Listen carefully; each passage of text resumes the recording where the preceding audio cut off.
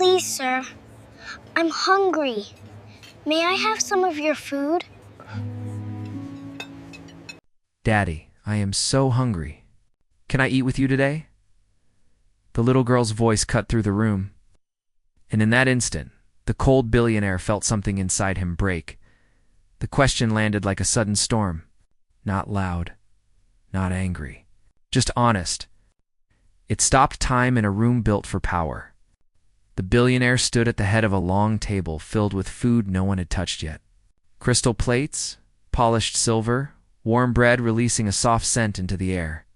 He had faced market crashes, court battles, and ruthless rivals without blinking. But this moment shook him.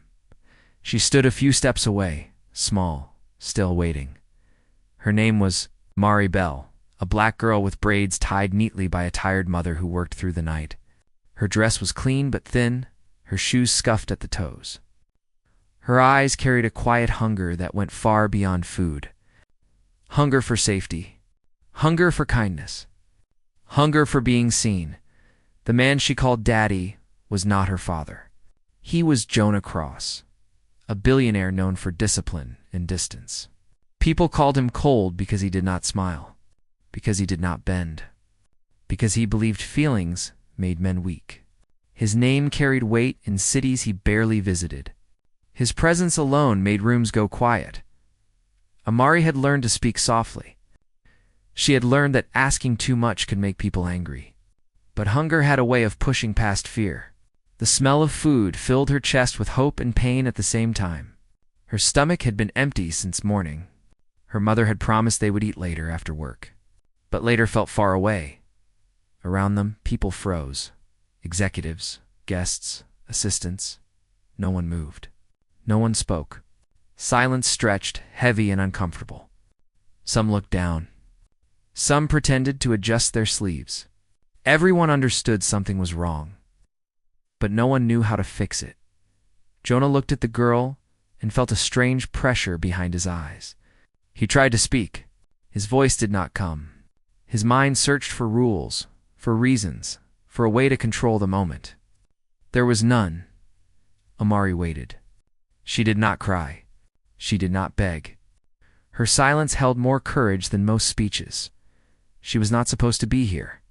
Children were not part of Jonah's world, especially not poor children, especially not ones who asked questions that stripped power bare. Amari came here because her mother had nowhere else to take her. Her mother, Ruth Bell, cleaned the building every night. She wiped floors until her back ached and her hands burned. She kept her head down. She was grateful for the job. She never complained. Amari sat in hallways with a book missing its cover. She listened to voices echo through glass walls. She learned how to be invisible, but hunger does not understand invisibility. Amari's life had been shaped by quiet sacrifice. She remembered nights when her mother skipped meals and smiled anyway.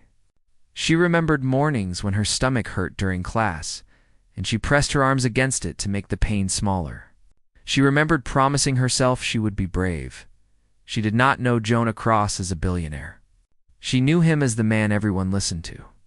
The man with food. The man who felt like safety for one moment, if she was brave enough to ask.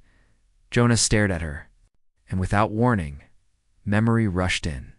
He remembered another child, himself, years ago. A small apartment with thin walls.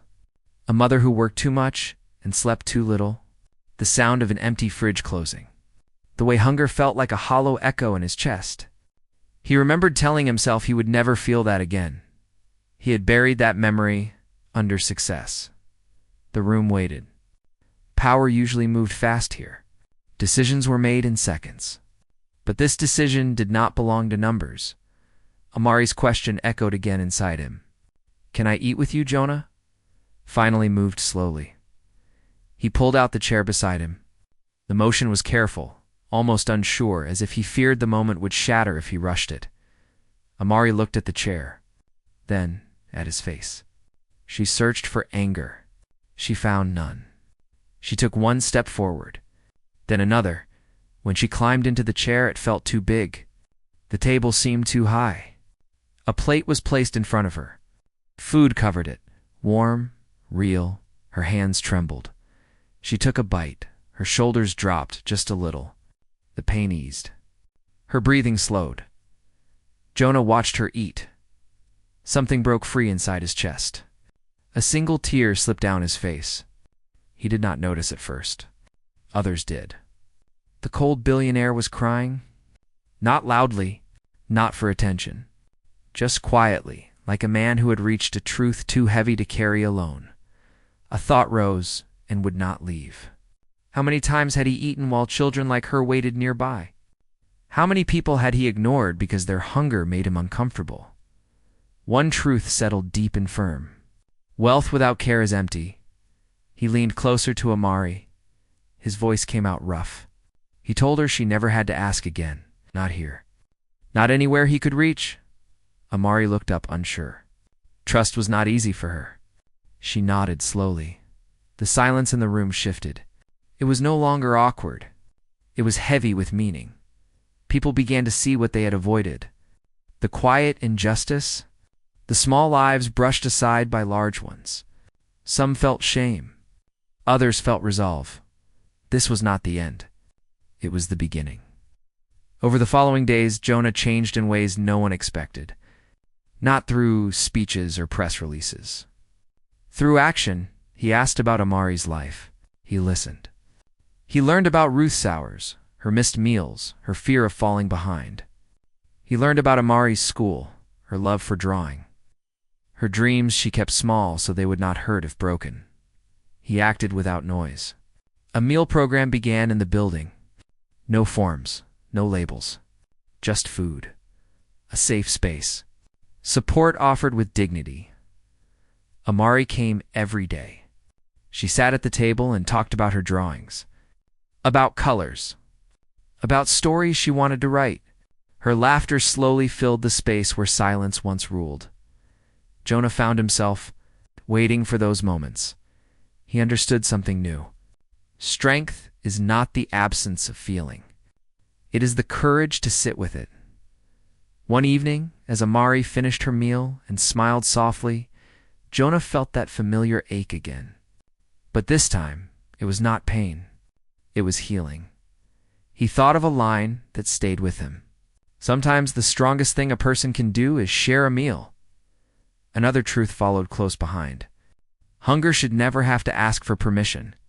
And a third, heavier still. Real power kneels when a child speaks. The room that once felt cold, now felt alive. Not because it was richer, because it was human. Amari stood to leave. She thanked him with a small nod. Not dramatic. Just real. Jonah watched her go, knowing he would never be the same. Some battles are loud. Others are fought in silence. And sometimes, the bravest voice belongs to a hungry child.